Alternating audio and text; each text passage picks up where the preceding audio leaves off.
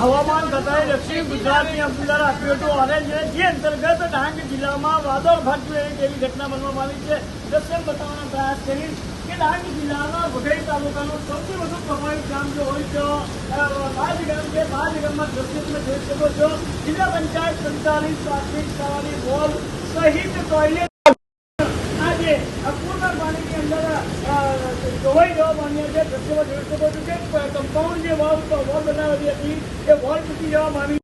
અહીંયા ઘરોની અંદર વરસાદી પાણી આજે પૂરના પાણી ભરાતા ભારે નુકસાનના અહેવાલ પ્રાપ્ત કરવા પામ્યા છે. આપણી સાથે સ્થાનિક સરપંચ છે બાદ ગામના, તેની સાથે વાતો કરવાનો પ્રયાસ કરીશું. જે તમારા ગામમાં પૂરનું પાણી આવ્યું, સ્કૂલની દિવાલ તૂટી પડી, લોકોના ઘરમાં પાણી ઘૂસી ગયા, કઈ રીતે કામગીરી કરવામાં આવી, શું કહેશો? હું અરુણાબેન એચ ધુમાડ, હું વઘઈ તાલુકાના બાજ ગામની સરપંચ છું. મારા ગામમાં રાત્રે અચાનક વરસાદને કારણે 3 વાગે મારા બાજના કોતરમાં વધારે પડતો વરસાદને કારણે વધારે વહાણ આવવાથી મારા બાજના 7 ગામોમાં ઘરોમાં પાણી ભરાઈ ગયું છે ને બાજની શાળામાં પણ ખૂબ જ નુકસાન થયું છે. શાળાની દિવાલ પણ તૂટી ગઈ છે અને શાળામાં પણ પાણી ભરાઈ ગયું છે. તો મારી સરપંચ તરીકે આટલી જ વિનંતી છે કે સરકાર જે પણ વળતર ખેડૂતોને નુકસાન થયું છે, પાકોમાં પણ ખૂબ જ નુકસાન થયું છે, તો સરકારને એટલી જ વિનંતી છે કે ખેડૂતોને વળતર ચૂકવે. સરપંચ સાથે સ્કૂલની અંદરના દ્રશ્યો બતાવવાના પણ પ્રયાસ કરીશ કે બાજ ગામે જે જિલ્લા પંચાયત સંચાલિત પ્રાથમિક શાળાની અંદર ધોરણ 1 થી 6 ના વિદ્યાર્થીઓ અભ્યાસ કરતા હોય છે. જે અંતર્ગત સ્કૂલની અંદરના દ્રશ્યો હાલ બતાવવાના પ્રયાસ કરીશ. સીધા દ્રશ્ય તમે ટીવી પર જોઈ રહ્યા છો કે હાલ જે આ બાજ પ્રાથમિક શાળાની અંદર આજે વરસાદી એટલે કે પૂરનું પાણી ભરાતા હાલ બેહાલ થવા પામ્યા છે. આ દ્રશ્યો ચોક્કસપણે કહી જાય છે કે ડાંગ જિલ્લાની અંદર આગ ફાટતું હોય એવા દ્રશ્યથી આ સ્કૂલોમાં પણ ભારે નુકસાન જોવા મળી રહ્યું છે. અને આજે સ્કૂલની અંદર નુકસાન થતા બાળકોને પણ શાળામાંથી રજા આપવાની નોબત આવી છે. તો આપણે ખાસ કરીને આજે ડાંગ જિલ્લાની અંદર ભારે વરસાદને પગલે આજે જે બાજ ગામની વોલ પણ તૂટી ગઈ છે, સ્કૂલમાં પણ વધુ નુકસાન છે. આપણી સાથે પ્રાથમિક શાળાના શિક્ષક છે, એમની સાથે વાતો કરીશું. જે તમારું નામ અને કઈ રીતે આ સ્કૂલની અંદર પાણી ભરાયું, શું સ્થિતિ, શું કહેશો? મારું નામ નરેન્દ્રભાઈ એન ચૌધરી, હું પ્રાથમિક શાળા બાજનો મુખ્ય શિક્ષક છું.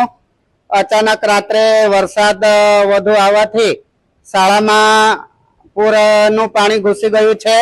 3 ટોયલેટ પણ તૂટી ગયા છે, કમ્પાઉન્ડ વોલ પણ તૂટી ગઈ છે ને રૂમમાં પાણી ભરાઈ ગયું છે, એટલે ખાસું એવું નુકસાન થયું છે. સ્કૂલની અંદર અંદાજે તમારા સરકારી ચોપડાથી માંડીને બધામાં કેટલા પ્રકારનું નુકસાન, શું કહેશો? અમારા 3 ટોયલેટ તૂટી ગયા છે ને કમ્પાઉન્ડ વોલ તો આમ 15-20 લાખનું નુકસાન થયું છે. ચોક્કસથી જે આ મુખ્ય શિક્ષક જણાવી રહ્યા હતા કે બાજ પ્રાથમિક શાળાની અંદર ટોયલેટ, બાથરૂમ સહિત સરકારી દસ્તાવેજો પણ પાણીની અંદર તણાઈ જવા પામ્યા છે. જે અંતર્ગત મોટું નુકસાનની હાલ આજે દ્રશ્ય કઈ જઈ જાય છે. અને ખાસ કરીને ડાંગ જિલ્લામાં જે છેલ્લા 24 કલાકની અંદર ભાદરવામાં ભરપૂર વરસાદને પગલે જ્યાં નજર નાખો જ્યાં પાણી પાણી અને જ્યાં પાણી ઓસર્યા બાદ આ વરસાદી પૂરના પાણી તબાહીના દ્રશ્યો છોડી રહ્યા છે. અમારે ગામમાં બધું રેલથી બધું ધોવાઈ ગયેલું છે અને ઘરમાંથી પાણી ભરાઈ ગયેલું છે અને કોઈનું ભાગ પણ ઘરમાંથી કાઢી લીધું છે અને નુકસાન બહુ થયેલું છે. અને અમારો જો નાગલી કે ભાત રોપેલું છે એમાં પણ બહુ ધોવાઈ ગયેલું છે, બહુ નુકસાન થઈ ગયેલું છે. અને અમારું અમારી ગામની નિશાળ છે, નિશાળનો પણ બધું થોડી અને બધું લઈ ગયેલું છે. અને એ અમારે સરકારથી અમે જે આપવાનું તે આપશે તો અમારે નુકસાન ભરપાઈ કર્યું. નેતાઓ કોઈ આવ્યા છે? નેતાઓ અમારે પાસે કોઈ આવ્યા નથી અને હજુ પણ આવ્યા નથી. અને અમારે એવું છે કે અમે ચૂંટેલા નેતા એ લોકો તો અમારા ગામમાં આવીને જોવું પડે કે કેટલું નુકસાન છે. તમારે બધું એમાં મોકલેલું જ છે, મોબાઈલમાં બધું એમાં મોકલેલું છે કે તમે જોવા આવો અને કેટલું નુકસાન છે તે તો જુઓ. એક પણ નેતા હજુ આવ્યા નથી. અમારું ખેતરની બહુ નુકસાન થઈ ગયેલું છે, બધું ધવાન થઈ ગયેલું છે, બધું જ ધવાન થઈ ગયેલું છે. બહુ નુકસાન થઈ ગયેલી છે. શું પાક બનાવ્યો હતો તમે? ડાંગર.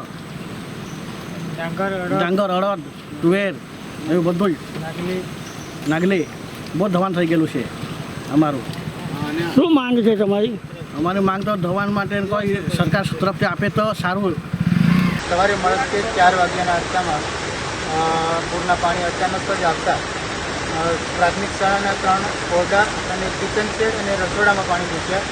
બધું અનાજ અને ચોપડાને ઘણું બધું નુકસાન છે અને ગામના 5 થી 7 ઘરોમાં પણ પાણી ભરાયા છે, જેથી વાસણો અને એની ઘર વખરીને પણ ઘણું નુકસાન થયું છે. અત્યારે પણ પાણી ઓસરતા છે, પણ વરસાદના કારણે હજુ પણ પાણી વધારે નદીમાં ચડતા છે.